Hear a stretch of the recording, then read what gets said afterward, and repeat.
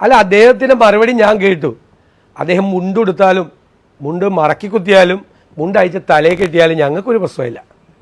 പക്ഷെ അദ്ദേഹം അത് ആ സിനിമാ ഡയലോഗ് പറഞ്ഞപ്പോൾ അദ്ദേഹത്തിന് അത് പറഞ്ഞു കൊടുത്ത PR ഏജൻസികൾ പൊട്ടിക്കരഞ്ഞാണ്. കാരണം ആ പറഞ്ഞു കൊടുത്തത് അദ്ദേഹം എങ്ങനെയാണ് പറഞ്ഞത്, PR ഏജൻസികൾ പറഞ്ഞു കൊടുത്തത് എങ്ങനെയാണ് അദ്ദേഹം പറഞ്ഞത്, സിനിമയിൽ കാണുന്ന പോലെ അല്ല അത്. സിനിമയിൽ കണ്ടതിൻ്റെ സിനിമയിൽ ലൂസിഫർ സിനിമയിലെ ഡയലോഗാണല്ലോ അടിച്ചത്.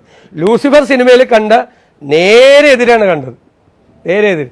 PR ഏജൻസികൾ കരഞ്ഞു കാണും.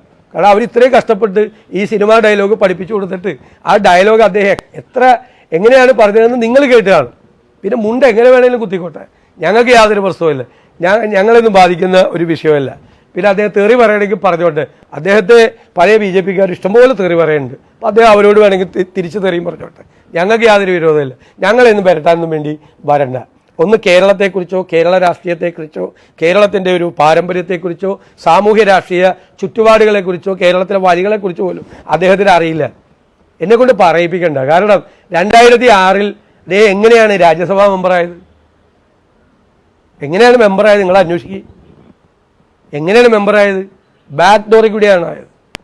2012 അങ്ങനെ തന്നെ ആയത്. 2018 വീണ്ടും ആകുന്നതിന് മുമ്പാണ് BJP ചേർന്നത്. 5-6 കൊല്ലമേ ഉള്ളൂ BJP ചേർന്നിട്ട്. എന്നിട്ടാണ് വന്നിട്ട് ഇവിടെ വന്നിട്ട് ഈ കേരളത്തിൽ വന്ന് 5 കൊല്ലം മന്ത്രിയായിരുന്നല്ലോ. ഇപ്പോൾ മലയാളം പറയാം, മലയാളത്തിൽ തെറി പറയാം. ഈ കേരളത്തിന് വേണ്ടി ആ കേന്ദ്രമന്ത്രിയായിരുന്നു. എന്തെങ്കിലും കാര്യം ചെയ്തിട്ടുണ്ടോ? വിട്ടേക്ക്, ഞാൻ നിങ്ങളോട് അന്ന് പറയാം, അത് വിട്ടേക്ക്, ആ കേസ് വിട്ടേക്ക്. നമ്മൾ ഫൈറ്റ് ചെയ്യാനൊന്നും വരുന്നില്ല.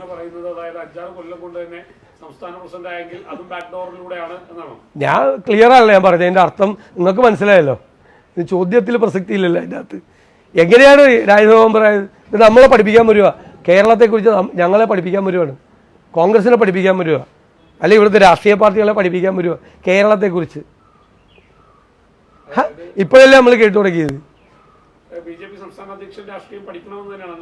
എനിക്ക് ഒരു കുഴപ്പമില്ല, പഠിച്ചാലും കുഴപ്പമില്ല, പഠിച്ചില്ലെങ്കിൽ കുഴപ്പമില്ല, ഇങ്ങനെ തന്നെ പോയാൽ മതി എന്നാണ് എൻ്റെ അഭിപ്രായം. അതാണ് ഞങ്ങൾക്ക് നല്ലത്.